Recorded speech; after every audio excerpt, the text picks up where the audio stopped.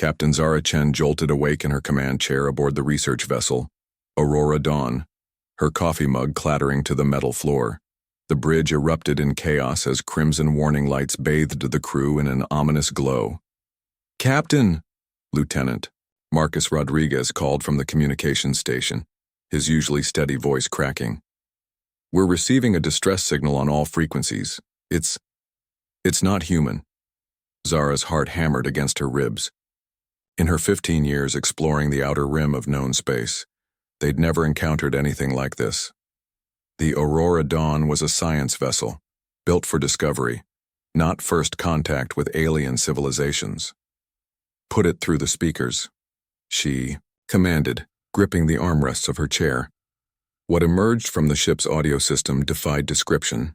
It wasn't quite language, wasn't quite music, but something horrifyingly in between. The sound crawled under their skin like ice water, a desperate wailing that spoke of terror beyond imagination. Dr. Elena Vasquez, the ship's xenobiologist, ran, her hands through her graying hair as she studied the readouts. "Captain, the mathematical patterns embedded in this signal, they're incredibly complex. This isn't random noise. This is intelligence, highly advanced intelligence." The signal continued, rising and falling in waves of electronic anguish. But beneath the alien tones, the universal translator began picking up fragments, scattered words that chilled everyone to the bone. "Help.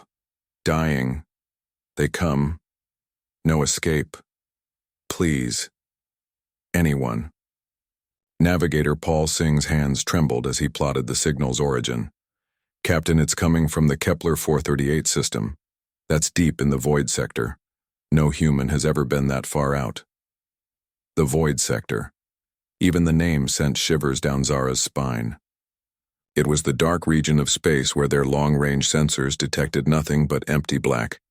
No stars, no planets, no life. Just an endless expanse of nothingness that seemed to swallow light itself. "Ma'am," Rodriguez interrupted, his face pale as he adjusted his headset. "The signal is getting stronger, and there's something else." He paused, swallowing hard. "There are more of them.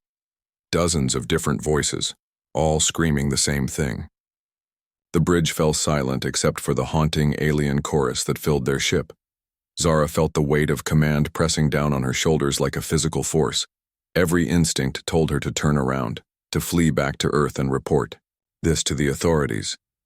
But another part of her, the part that had driven her to explore the unknown, whispered that they might be witnessing the greatest discovery in human history, or the beginning of humanity's end. "Dr. Vasquez," Zara said, quietly, "in your professional opinion, what are we dealing with?" The scientist looked up from her instruments, her face grave. "Based on the complexity of their language patterns and the technology required to broadcast across these distances, Captain, we're looking at a civilization that makes us look like children playing with toys." The distress signal suddenly spiked, and new words came through the translator with crystal clarity.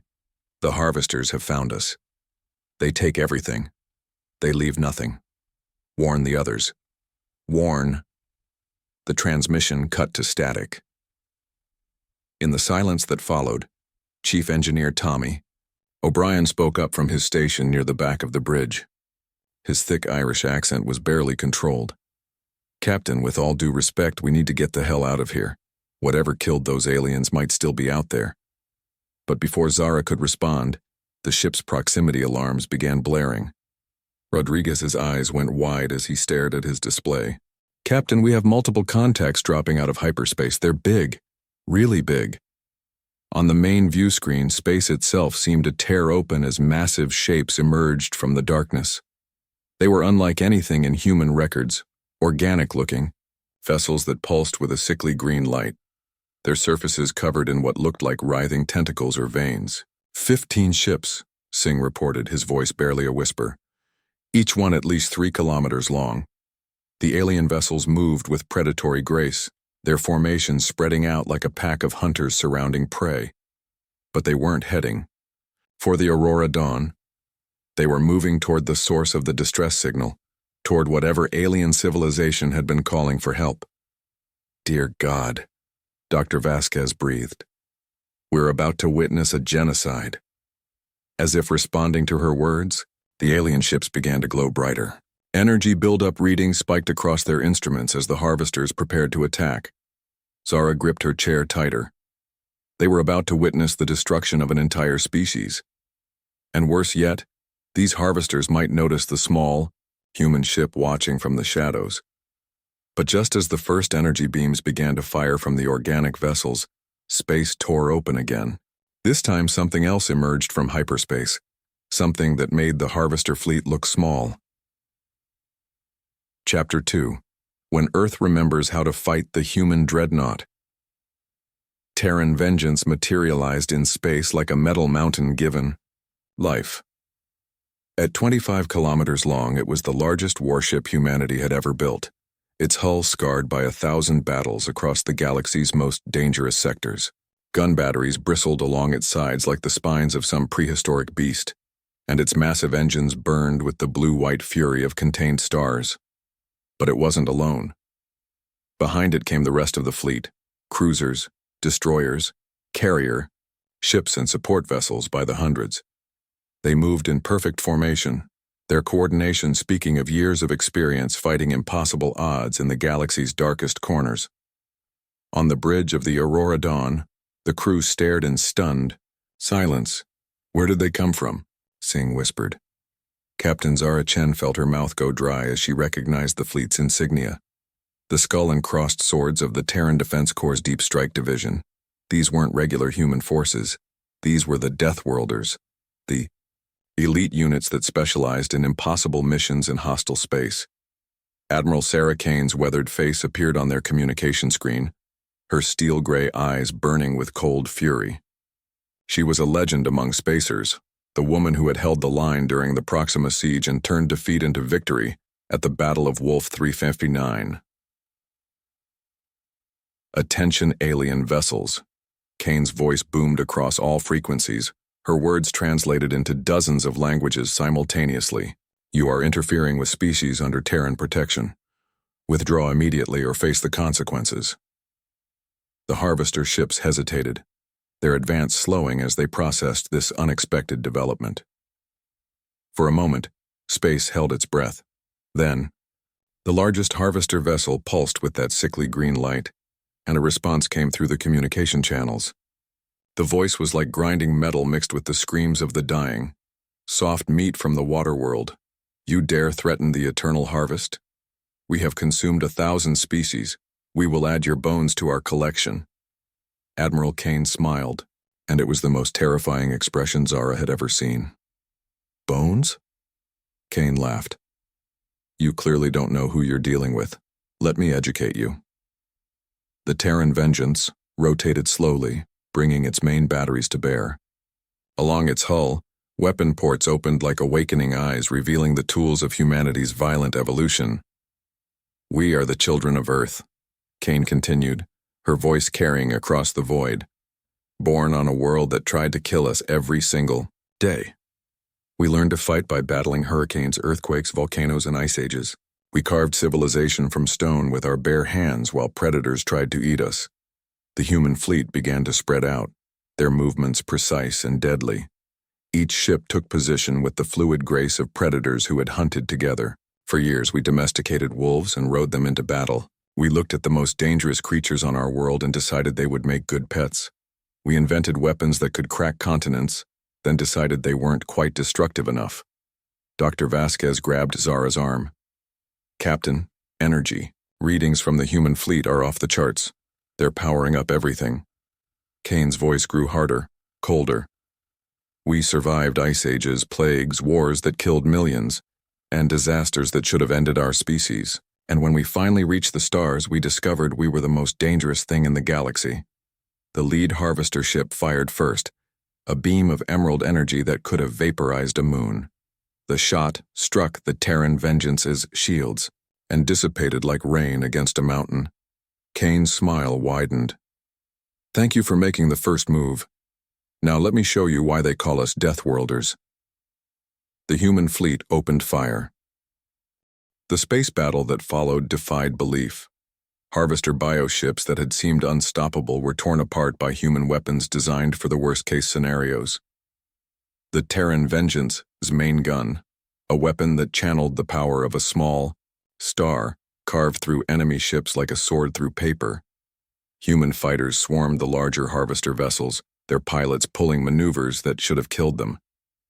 But humans had evolved in gravity wells and crushing atmospheric pressure, with reflexes honed by millions of years of surviving on the most dangerous planet in the known galaxy. "Look at those acceleration readings," Singh gasped.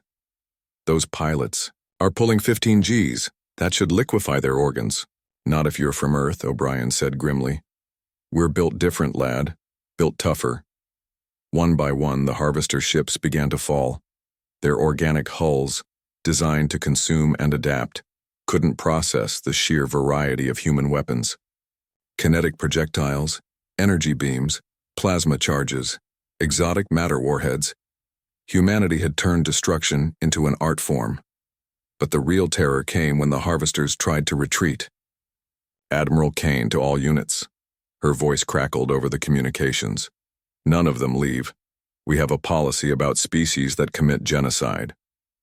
The human ships moved to block every escape route. When the harvesters tried to jump to hyperspace, human interdiction fields trapped them in normal space. When they tried to fight their way out, they found themselves facing opponents who had learned warfare from a world that never stopped trying to kill them. The last harvester ship made a desperate run for freedom, its bioorganic hull streaming fluids as it accelerated toward the edge of the system. For a moment, it looked like it might escape. Then the Terran Vengeance fired its main gun one final time. The beam crossed the void in seconds, and the harvester ship simply ceased to exist. No explosion, no debris. One moment it was there. The next it was gone, its atoms scattered across the cosmic wind. In the silence that followed, Admiral Kane's voice came through the communications one last time.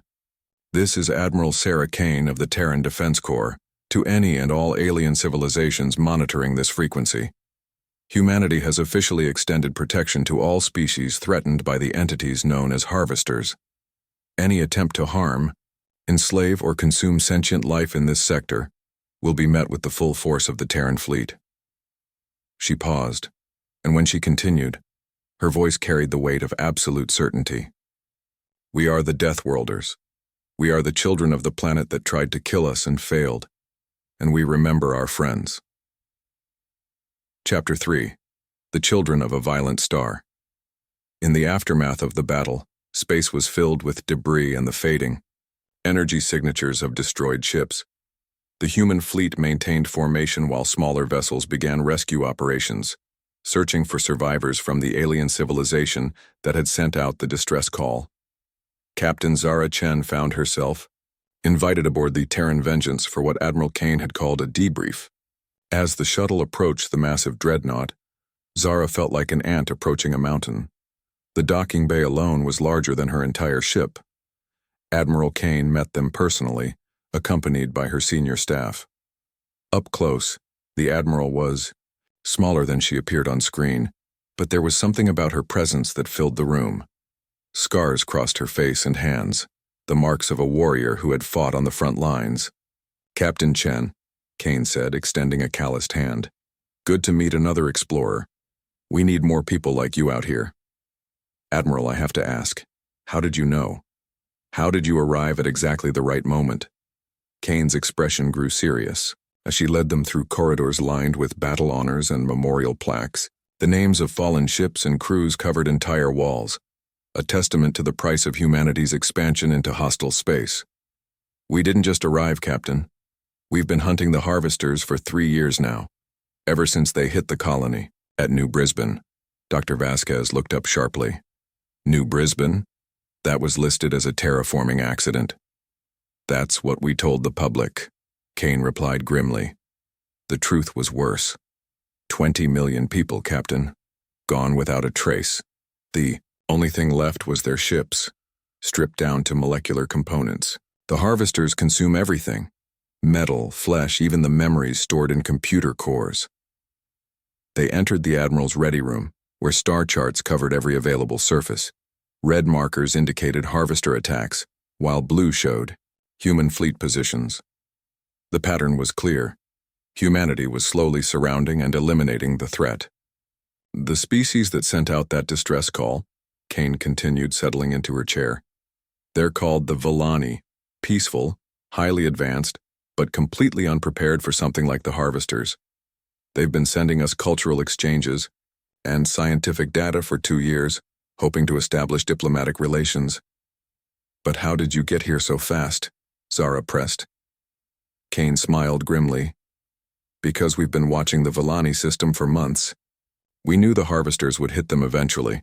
They always go for the advanced civilizations first. More resources to consume. Colonel Marcus Webb, Kane's tactical officer, pulled up a holographic display showing the recent battle. What you witnessed today wasn't a rescue mission, Captain. It was a trap. We used the Villani as bait. The words hit Zara like a physical blow. You used them as bait? They're a peaceful species. A peaceful species that would have been completely wiped out if we hadn't intervened. Kane replied sharply. The harvesters have consumed 47 known civilizations in this sector alone. We don't have the luxury of playing by peaceful rules when we're dealing with genocidal monsters. Dr. Vasquez studied the tactical display. The way you fought them, it wasn't like anything in our military doctrines. Those maneuvers, those weapons. That's because those aren't standard fleet doctrines, Webb explained. Every ship in the Deep Strike Division is crewed by volunteers from Earth itself, not the colonies, not the orbital habitats. Earth. He gestured to another display showing physiological data. Do you know why humans are the only species that can reliably survive high-G maneuvers? Why we can function in radiation that would kill most aliens? Why we can eat food that's poisonous to other species? Because Earth tried to kill us, Zara said quietly, beginning to understand. Exactly. Our homeworld is a death trap, gravity that would crush most aliens, an atmosphere that's corrosive to many species, magnetic field fluctuations that fry electronics, tectonic activity that can destroy continents without warning. We evolved in a war zone. Kane stood and walked to the view screen, looking out at the debris field where the harvesters had died.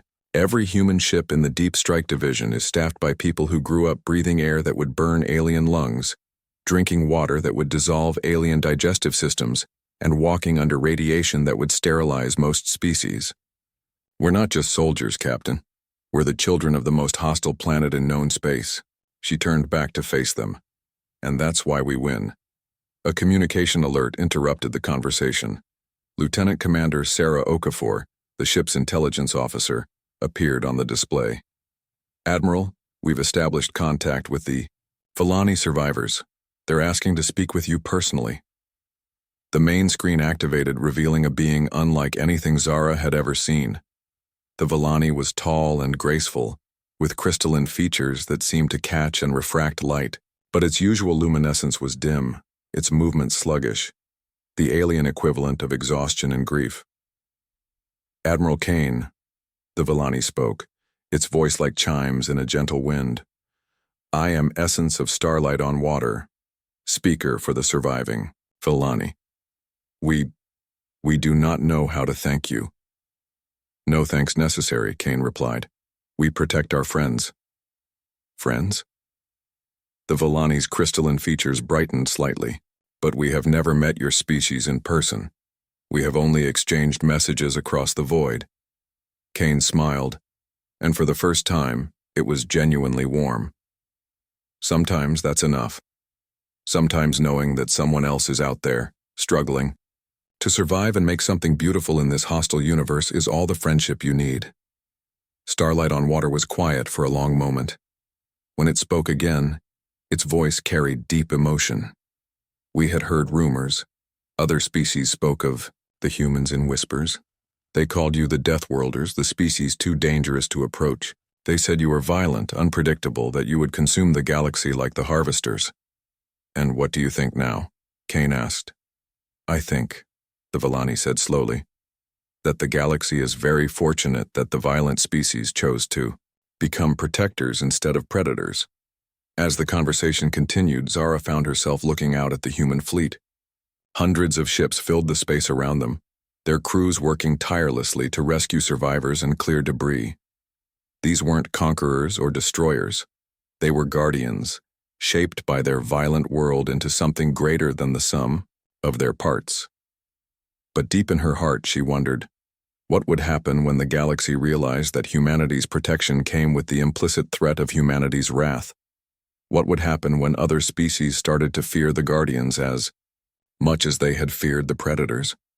3 weeks after the battle, Captain Zara Chen stood in the observation deck of Starbase Omega, humanity's newest and most fortified outpost in the Outer Rim. Through the massive transparasteel windows, she could see the construction of what would become the largest defensive platform in human space. The base was built around a captured Harvester bioship, its organic components studied and repurposed into something that served life rather than consuming it. The irony wasn't lost on anyone. "Impressive, isn't it?" Admiral Kane's voice came from behind her. The Admiral looked older somehow, the weight of recent decisions aging her beyond her years. "It's terrifying," Zara replied honestly. 3 weeks ago, I was a research captain studying stellar phenomena. Now I'm watching humanity militarize on a scale that dwarfs anything we've done before. Kane joined her at the window, watching as automated construction drones swarmed over the growing structure like technological ants. "The galaxy has noticed us, Captain. Really noticed us for the first time. And that comes with consequences." If summoned by her words, the communication system activated. The main screen displayed a conference room filled with representatives from dozens of alien species. The Galactic Council, humanity's first formal introduction to interstellar politics. Hi. Counselor Thexaran, a being that resembled a cross between a mantis and a crystal formation, spoke first. Its voice was cold, analytical. "Admiral Kane, the Council has reviewed the data from your recent engagement with the entities you call Harvesters. While we appreciate your intervention on behalf of the Villani, we have concerns." "I'm listening," Kane replied, her tone carefully neutral. Another counselor, this one resembling a floating jellyfish surrounded by bioluminescent tentacles, pulsed with agitated colors. "Your species has demonstrated military capabilities that exceed our projections by several orders of magnitude. The destruction of 15 Harvester bioships without loss of a single human vessel suggests technologies that could threaten galactic stability." Dr. Vasquez, who had remained on the station as part of the diplomatic team, stepped forward. "Counselor, we're not the threat here. The Harvesters were committing genocide on an industrial scale." "That may be true," Thexaran acknowledged, "but the question remains. What prevents humanity from becoming the next galactic threat? Your homeworld has produced a species capable of violence that surpasses even the Harvesters. What assurance do we have that you will not turn that violence against peaceful civilizations?" The accusation hung in the air like a toxic cloud. Zara felt anger building in her chest, but Admiral Kane remained calm. "High Counselor, may I ask you a question?" "Proceed." "How many species has the Council successfully defended against the Harvesters?" There was a long pause. Several of the alien representatives shifted uncomfortably in their seats. "The Council's primary function is diplomatic, not military," Thexaran replied stiffly. "That's not what I asked. How many species have you saved?" Another pause. "The Council has issued formal protests regarding Harvester activities and has attempted to negotiate." "Zero," Kane interrupted. "You've saved 0 species. In the time it took you to form committees and draft strongly worded letters, 47 civilizations were completely destroyed. Billions of sentient beings turned into raw materials for bioships." The jellyfish counselor pulsed with angry reds and oranges. "Your accusation is unfair, Admiral. The Harvesters were beyond our military capabilities. They were a natural disaster, like a plague or cosmic phenomenon." "No," Kane said firmly. "They were predators, and like all predators, they could be stopped by something more dangerous than they were." Commander Webb's voice came through the communication system from the Terran Vengeance. "Admiral, We're receiving priority communications from multiple sectors. It seems word of our capabilities has spread. The main display shifted to show a tactical overview of local space. Red indicators were appearing across multiple star systems. Not harvester attacks, but something else. What are we looking at? Zara asked. Refugee fleets, Webb replied grimly. Dozens of them. Species from across the galaxy are abandoning their homeworlds and heading for human-controlled space. They're asking for our protection. High Counselor Thexaran's crystalline features shifted to what might have been shock. This is unprecedented. The galactic balance. The galactic balance was already broken, Kane interrupted. It was broken the moment you decided that strongly worded letters were adequate response to genocide. These species are coming to us because we're the only ones who proved we can protect them. Dr. Vasquez pulled up additional data. Admiral, I'm seeing economic indicators here. Trade routes shifting toward human space. Resource allocations being redirected. The galaxy's entire power structure is realigning around us. The implications hit Zara like a shockwave. We're not just becoming a military power. We're becoming the dominant civilization in this sector. By default, Kane said quietly, because no one else was willing to do what needed to be done. On the screen, the Galactic Council representatives huddled in urgent consultation. When they returned their attention to the human delegation, their body language had changed. There was a new deference, a recognition of shifted realities. Admiral Kane, Thexaran said carefully, the Council would like to discuss the establishment of formal defense treaties with humanity. We believe that our diplomatic expertise combined with your military effectiveness could provide stability for the region. Kane smiled, but there was no warmth in it. High Counselor, 3 weeks ago you wouldn't return our diplomatic messages. You treated humanity as a backwater species unworthy of Council attention. Now you want to be our partners. Circumstances have changed, the Jellyfish Counselor admitted, its colors subdued.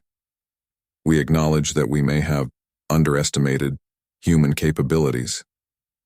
Here's what's going to happen, Kane said, her voice carrying the absolute authority of someone who held all the cards.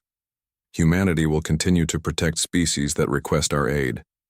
We will do so using whatever methods we deem necessary. The Council can either support these efforts or stay out of our way. And if we refuse? Thexaran asked. Kane's smile grew colder. Counselor, you've seen what we do to species that threaten innocent life.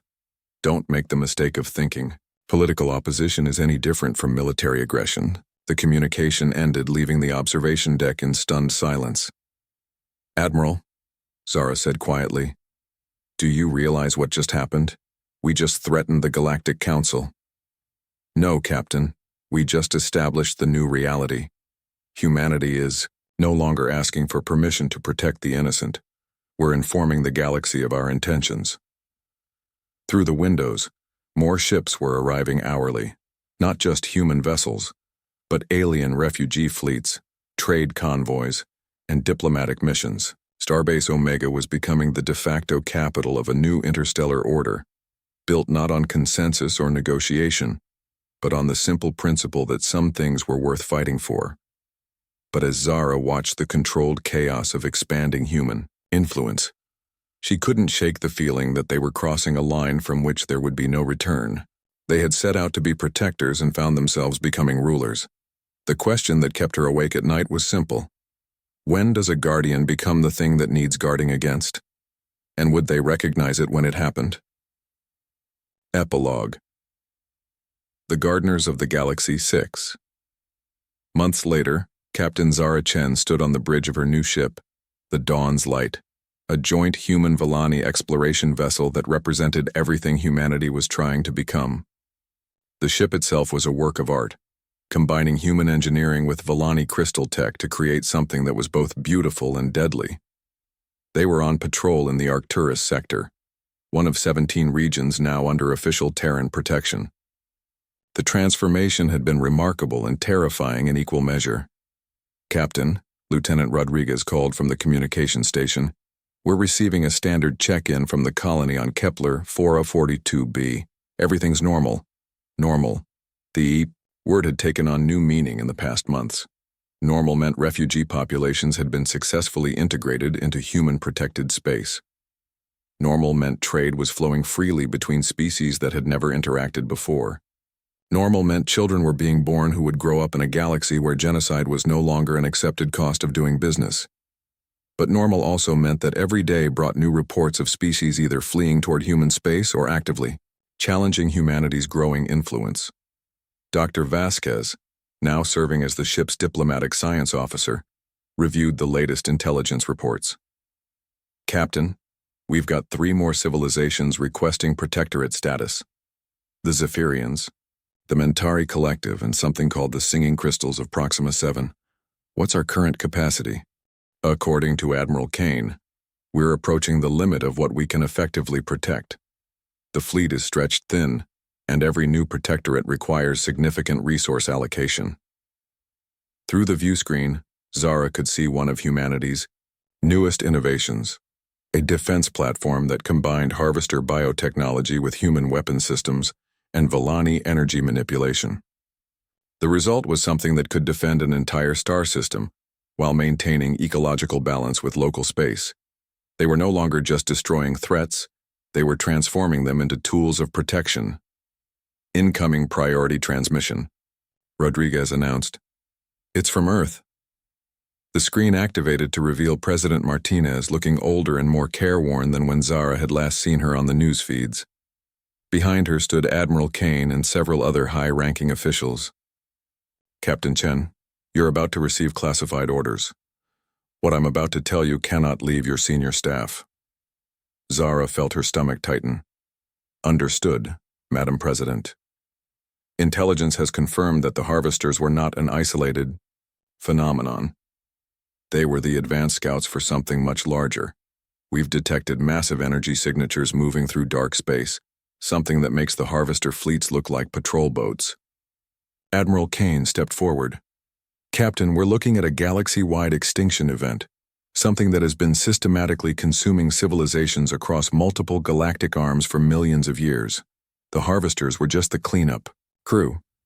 The implications hit Zara like a physical blow. How long do we have? Based on current trajectory and speed, approximately 18 months before they reach this sector, President Martinez replied. Which brings us to why we're contacting you specifically. The screen shifted to show a star chart marking dozens of civilizations across multiple sectors. Some were marked in green, others in red, and a few in yellow. Green indicates species that have requested human protection, Kane explained. Red indicates species that have declared hostility toward humanity. Yellow are the unknowns, civilizations that haven't committed either way. Captain, President Martinez continued, we're implementing something called the Gardner Protocol. Humanity is going to attempt something that has never been tried before. The systematic defense of an entire galactic arm against an extinction-level threat. Dr. Vasquez looked up from her datapad. The resource requirements alone would be staggering. We're talking about defending hundreds of species across thousands of star systems. Which is why we're not doing it alone, Kane said.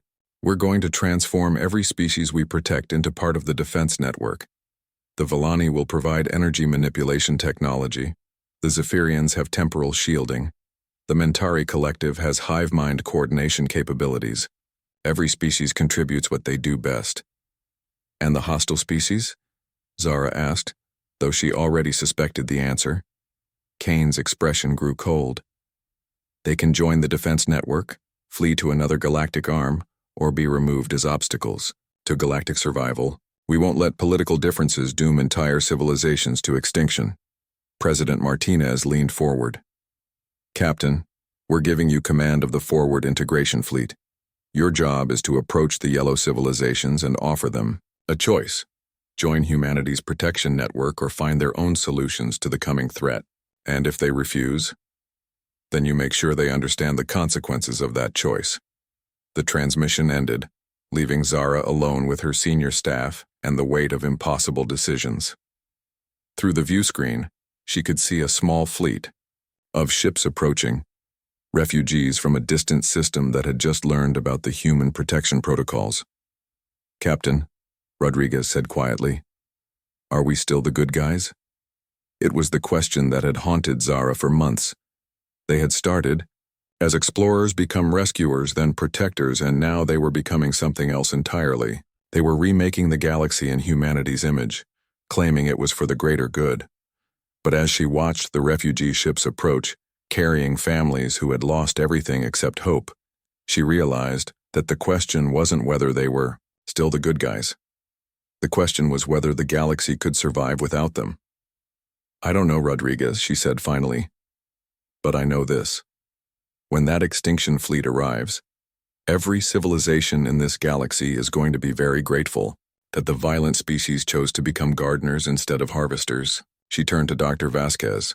Send a message to the approaching refugee fleet. Tell them they're safe now. Tell them they're under the protection of Earth. And to the yellow civilizations on our list, Zara looked out at the stars, each one representing countless lives that would live or die based on the decisions made in the coming months. Tell them that humanity is offering them a choice, but make sure they understand that not choosing is still a choice. As the dawn's light changed course toward the first yellow-marked system, Zara reflected on how much had changed since that first alien distress call. They had answered a cry for help and discovered that helping others meant taking responsibility for the entire galaxy. The children of the violent world had become the guardians of the peaceful ones, and sometimes being a guardian meant making choices that would define the future of all sentient life. The stars held their silence, but Zara could feel the weight of billions of lives depending on what humanity chose to do next. In 18 months, they would find out if their violent world had prepared them not just to survive, but to save everyone else as well.